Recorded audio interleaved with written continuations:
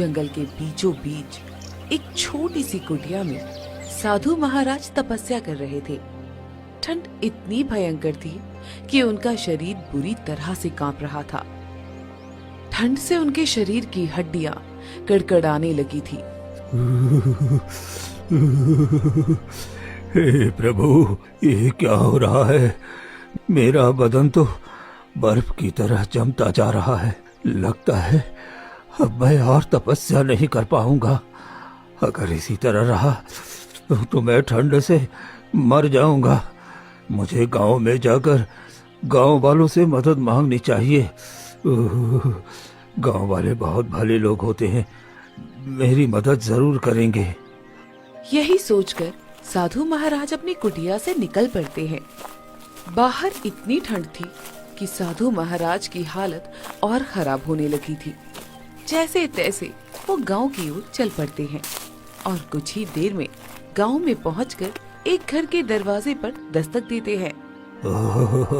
कोई है बच्चा घर में? कोई है? अरे मुझे बहुत ठंड लग रही है। अरे कोई तो कंबल या गर्म कपड़े दे दो मुझे। ओह, मुझे ये ठंड बर्दाश्त नहीं हो रही है। तभी गांव का एक संपन्न आदमी शेखराज घर से बाहर आता है और गुस्से से बोलता है, अरे ओए साधु, तू सुबह सुबह मांगने आ गया? अरे तुझे पता है ठंड से गांव वाले परेशान हैं और तुम चल दिए भीख मांगने। अरे तुम तो खुद भगवान है। अरे भगवान को भला ठंड कहाँ लगती है? जाओ जाओ यहाँ से, जंगल में जाकर तपस्या करो। हाँ, तपस्या करने से तुम्हें गर्माहट मिलेगी। तुम ये कैसी बातें कर रहे हो पुत्र? ठंड हर मनुष्य को लगती है। अरे मैं कोई भगवान नहीं हूँ, मैं तो बस भगवान का सेवक हूँ। ठंड तो सबको लगती है, कुछ तो गर्म कपड़े दे दो। अरे नहीं नहीं महाराज, हमारे घर में पहले से ही गर्म कपड़े बहुत कम है। अगर मैं आपको दे दूं तो मैं खुद ठंड से जम जाऊंगा, इसलिए मैं आपकी कोई मदद नहीं करने वाला। हाँ, आप चले जाइए यहाँ से। भगवान तुम्हारा भला करे पुत्र, लेकिन इतना पत्थर दिल भी मत बनो। इतना कहकर साधु वहाँ से आगे बढ़ जाते हैं। ठंड से कोई गांव वाला बाहर नजर ही नहीं आ रहा था। सभी लोग अपने अपने घर में आग जलाकर ताप रहे थे और गांव के पालतू जानवर दुबक कर ठंड में बैठे थे। साधु महाराज कांपते हुए दूसरे के घर पर जाते हैं और बाहर से आवाज देते हैं, अरे कोई घर में है? मुझे बहुत ठंड लग रही है, मुझे कुछ तो गर्म कपड़े दे दो। तभी एक औरत घर से बाहर आती है। साधु महाराज, हमारे पास कहाँ से गर्म कपड़े आएंगे? ठंड देख रहे हैं कितनी बढ़ गई है। मैं आपकी कोई मदद नहीं करने वाली। आप यहाँ से चले जाइए और जंगल में भजन कीजिए। यहाँ कोई आपको कुछ नहीं देने वाला है। अरे बेटी, तुम्हारा घर इतना अच्छा है और खुद भी इतने गर्म कपड़े पहन रखी हो। कोई एक कंबल या पतला सा चादर दे दो जिससे मैं अपने शरीर को ढक सकूं। नहीं नहीं साधु महाराज, मेरे पास तो कुछ भी नहीं है। आप चले जाइए यहाँ से। आप लोग तो वैसे ही ढोंग करके अपनी झोली भरते रहते हो। बस आप लोगों को मांगना खाना होता है। आप लोग तो अपने से कुछ काम कर ही नहीं सकते। इतना कहकर वो अंदर चली जाती है। साधु आगे कई घरों पर जाते हैं, लेकिन कोई भी उनकी कोई मदद नहीं करता। सभी लोग उनकी हंसी उड़ाते हुए उन्हें भगा देते हैं। उधर गांव में एक कोने में एक झोपड़ी में गर्भवती औरत हेमा अपने बीमार पति रघु के पास बैठी चिंता में बोल रही थी। जी, अब मैं क्या करूं? मुझे तो कुछ भी समझ में नहीं आ रहा है। आपकी तबीयत तो दिन प्रतिदिन खराब होती जा रही है। अगर इसी तरह चलता रहा तो आप ठीक नहीं हो पाएंगे। भाग्यवान, कैसा नालायक पति हूँ मैं। हाँ, तो गर्भवती है। इस हाल में मुझे तेरी देखभाल करनी चाहिए थी, पर उल्टा तू मेरा ध्यान रख रही है। मुझे माफ कर दे, मैं चाह कर भी तेरी मदद नहीं कर पाता हूँ और अब तो खुद भी कुछ करने लायक नहीं हूँ। लगता है अब मैं जीवित नहीं रहूँगा। बीमारी शरीर को खा गई है। नहीं नहीं जी, भगवान के लिए ऐसा मत कहिए। हमारा बच्चा अभी तो इस दुनिया में आया भी नहीं है और आप मुझे छोड़कर जाने की बात कर रहे हैं। नहीं, आपको कुछ भी नहीं होगा। मैं अभी वैद्य जी को लेकर आती हूँ। तू वैद्य को लेकर आएगी, लेकिन उन्हें देने के लिए हमारे पास पैसे नहीं हैं और ये ठंड कई दिनों से मेरे शरीर को अंदर से जमा रही है। मैं चाह कर भी अब बच नहीं पाऊंगा। मुझे माफ करना भाग्यवान। 7 जन्मों तक साथ निभाने का वादा किया था और एक जन्म भी पूरा नहीं कर पाया। तू मेरे बच्चे की रक्षा करना। नहीं जी, आपको कुछ भी नहीं होगा। मैं अभी कुछ गर्म कपड़े और कुछ पैसे लेकर आती हूँ। हेमा घर से निकलती है और एक गांव वाले के पास जाती है। भाई साहब, कुछ गर्म कपड़े हो तो दे दीजिए। मेरे पति ठंड के मारे मर रहे हैं। उनका शरीर पूरी तरह जम गया है। कुछ तो गर्म कपड़े दे दो। अरे आज क्या मनहूस दिन है। पहले सुबह सुबह वो साधु दिमाग खराब करके गया और अब तू आ गई। अरे यहाँ कोई कपड़ों का गोदाम थोड़ी न है कि सभी लोग यहाँ भीख मांगने चले आते हैं। चले जाओ यहाँ से। भगवान के लिए ऐसा मत करिए।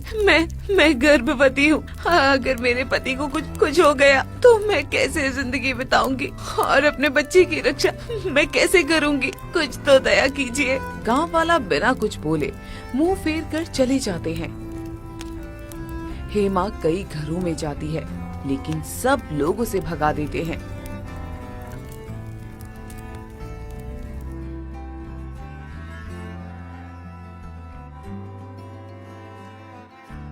सभी गांव वाले पत्थर दिल के हो गए हैं। कोई अबला नारी की आवाज ही नहीं सुनता। अब मैं क्या करूं? मुझे तो कुछ समझ ही नहीं आ रहा है। अब तो बस एक ही उपाय बचा है। मुझे मुखिया जी के पास जाना होगा। हेमा रोते हुए मुखिया के घर पहुंचती है।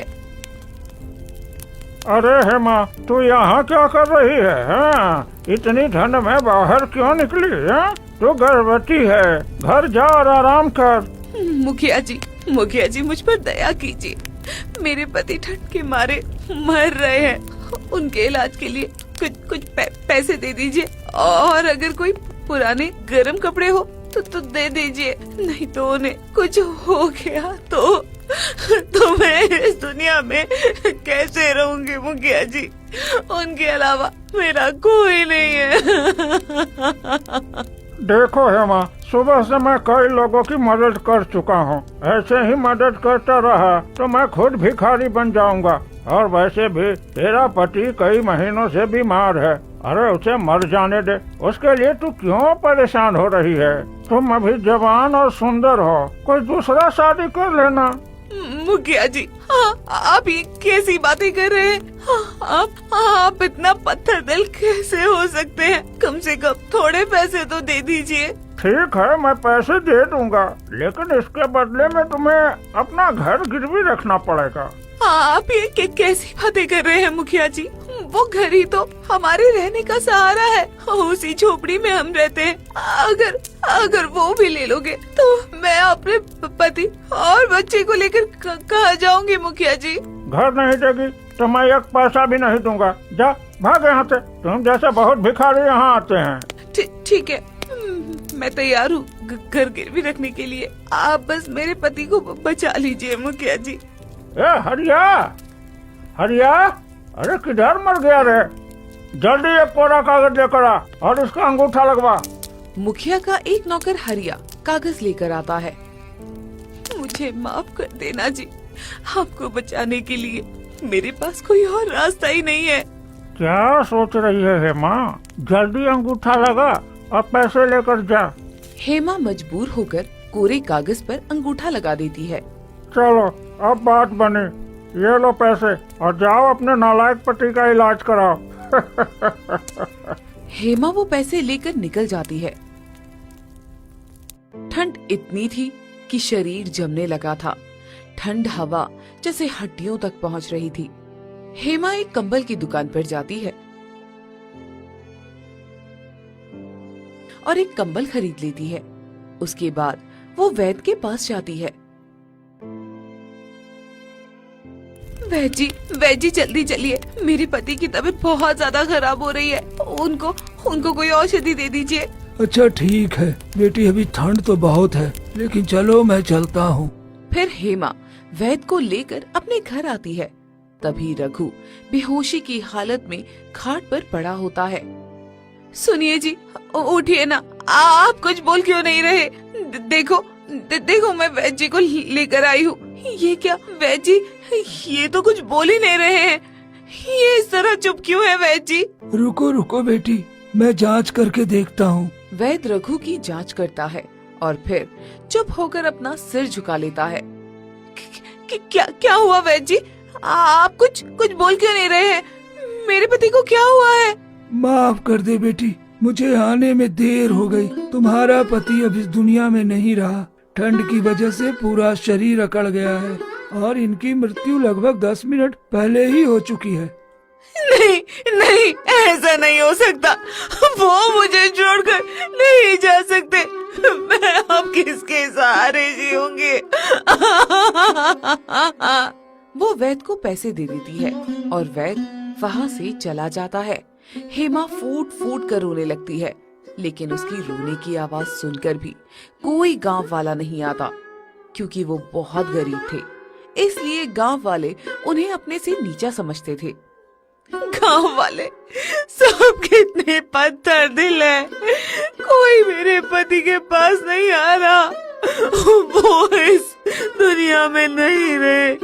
मैं गर्भवती हूँ। मैं इतने वक्त से रोई जा रही हूँ, पर एक भी गांव वाला मेरे पति को देखने तक नहीं आया। हे भगवान, उन सबका कभी भला मत करना, कभी भला मत करना। हेमा पागलों की तरह दरवाजे पर बैठी रो रही होती है।